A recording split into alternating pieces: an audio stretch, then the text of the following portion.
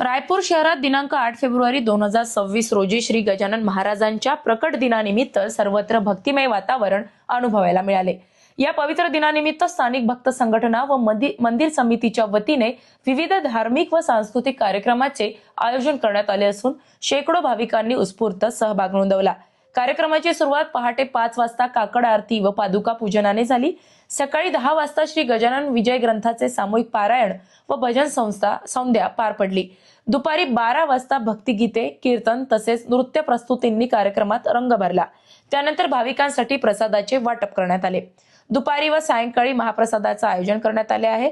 स्थानिक कलावंताच्या भक्तिरसपूर्ण गीतांनी परिसर अधिक मंगलमय झाला। शहरातील प्रमुख मंदिर परिसरात फुलांची आकर्षक सजावट व रोषणाई करण्यात आली होती।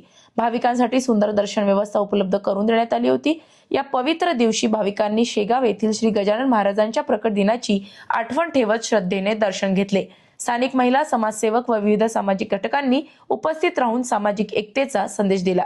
रायपूरकरांसाठी हा उत्सव दरवर्षीप्रमाणे भक्ती, परंपरा आणि सांस्कृतिक आनंदाचा सोहळा ठरला। अशाच महत्त्वपूर्ण बातम्यांच्या अपडेटसाठी अजिंक्य भारत न्यूजच्या पेजला फॉलो करा आणि सबस्क्राईब करा। Thank you for watching.